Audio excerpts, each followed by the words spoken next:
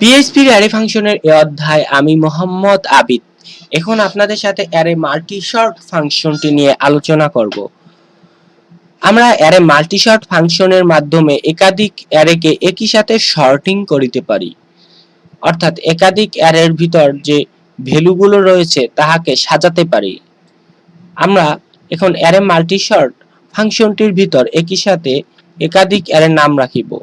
আমরা আমাদের উদাহরণ দেওয়ার জন্য দুটো অ্যারে তৈরি করেছি এবং অ্যারে দুটোর নাম দিয়েছি ভেরিয়েবল এ এবং ভেরিয়েবল বি।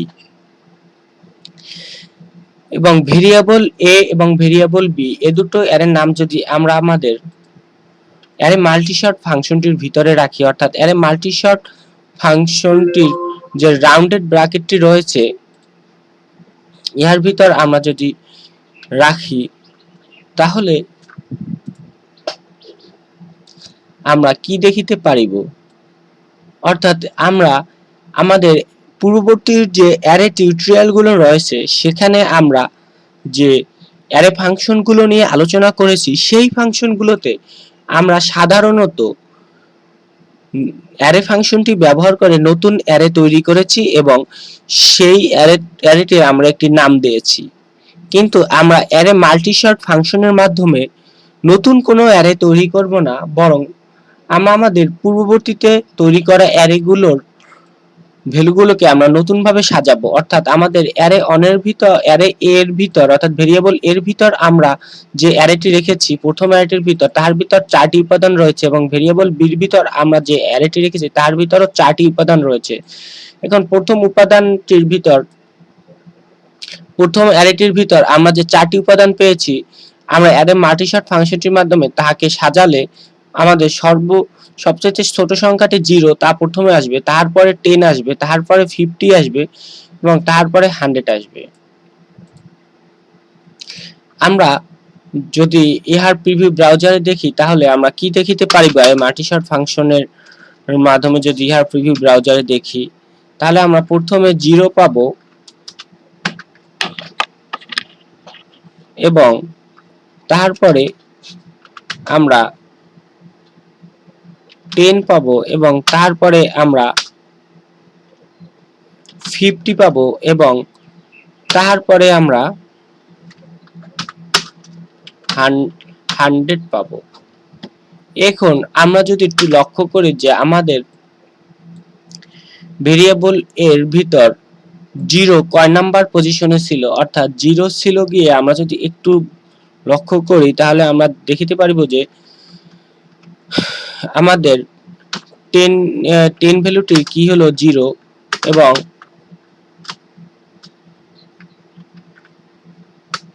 10 ভ্যালুটির কি হলো 0 এবং আমাদের 50 ভ্যালুটির কি হলো 1 এবং আমাদের 100 ভ্যালুটির কি হলো 2 এবং আমাদের 0 ভ্যালুটির কি হলো 3। এভাবে আমরা যদি আমাদের দ্বিতীয় অ্যারেটিতেও লক্ষ্য করি তাহলে আমাদের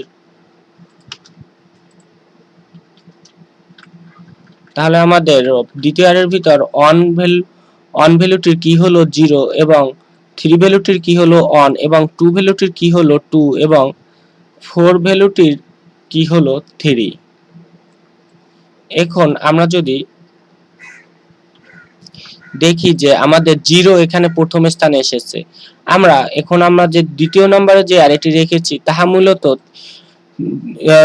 তাহা মূলত তাদের নিজেদের কর্ম অনুসারে সাজাবে না, বরং আমাদের অ্যারে অনের ভিতর আমরা যেভাবে সাজিয়েছি আমাদের আইটেমগুলোকে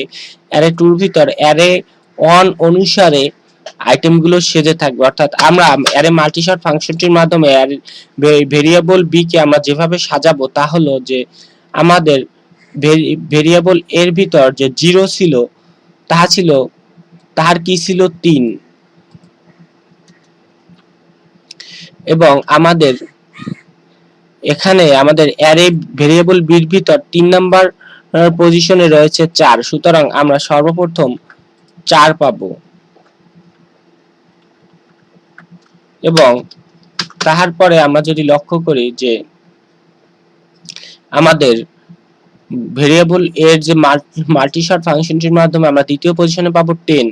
এবং আমাদের 10 ভ্যালুটি কি ছিল 0, সুতরাং আমরা ভেরিয়েবল বির ভিতর 0 নামে যে কিটি পেয়েছি তার ভ্যালু হিসাবে আমরা 1 পেয়েছি। সুতরাং আমরা মাল্টি শর্ট ফাংশনটির মাধ্যমে যে নতুনভাবে সাজাবো তখন আমরা ভেরিয়েবল বির মান পাবো, মানে ভেরিয়েবল বির ভিতর যে আমরা অ্যারের দ্বিতীয় আইটেমটি পাবো তা হলো 1 এবং তারপরে আমরা যদি লক্ষ্য করি যে আমরা পরবর্তীতে 50 পেয়েছি, তাহলে আমাদের 50 ভ্যালুটির কি ছিল 1 এবং আমরা ভেরিয়েবল বির ভিতর 1 নামক যে কিটি পেয়েছি তাহার ভ্যালু হলো 3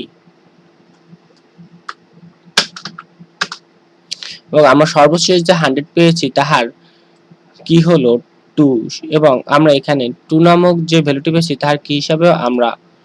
2 পেয়েছি। আমরা সুতরাং ভেরিয়েবল বির যে প্রিভিউ যদি ব্রাউজারে দেখি তখন আমরা 4132 ইহার প্রিভিউ পাবো।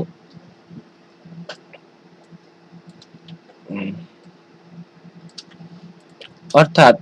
আমরা এখানে যে 0 পেয়েছি, আমাদের ভেরিয়েবল বির ভিতর যে 0 বরাবর যে মানটি ছিল তা ছিল 4, সুতরাং আমরা প্রথমে 4 পাবো এবং তারপরে আমরা যে 10 পেয়েছি 10 বরাবর যে আমাদের ভেরিয়েবল বির ভিতর মান ছিল তা ছিল 1 এবং তারপর আমরা যে 50 পেয়েছি 50 বরাবর মান ছিল 3, সুতরাং আমরা 3 পাবো এবং তারপরে যে 100 পেয়েছি 100 বরাবর মান ছিল 2 এবং আমরা 2 পেয়েছি। আশা করি আপনারা আমার এই আলোচনাটুকু বুঝিতে পেরেছেন। আর যদি না বুঝিতে পারেন তাহলে আমাকে কমেন্টের মাধ্যমে জানাবেন। এখন আমরা যদি ভেরিয়েবল এ এবং ভেরিয়েবল বি ব্রাউজারে দেখি আরে প্রিন্ট আর কমান্ডের মাধ্যমে, তখন আমরা কি দেখিতে পারিব? অর্থাৎ প্রিন্ট আর কমান্ডের মাধ্যমে আমরা ভেরিয়েবল এ এবং ভেরিয়েবল বি কে ব্রাউজারে দেখিতে পারি। তখন আমরা যদি ব্রাউজারে ইহার প্রিভিউ দেখি তখন আমরা দেখিতে পারিব যে আমরা প্রথম স্থানে 0 পেয়েছি, তারপর 10 পেয়েছি, তারপর 50 পেয়েছি এবং তারপরে 100 পেয়েছি এবং ভেরিয়েবল বির পরিবর্তে আমরা প্রথমে পেয়েছি 4 এবং তারপরে পেয়েছি 1 এবং তারপরে পেয়েছি 3 এবং তারপরে পেয়েছি 2, অর্থাৎ আমরা আমাদের এখানে যেভাবে লিখেছি সেভাবেই পেয়েছি। আমরা এখানে যেভাবে লিখেছি সেভাবেই পেয়েছি। আশা করি আপনারা আমার অ্যারে মাল্টি শর্ট ফাংশনের আলোচনাটি বুঝিতে পেরেছেন।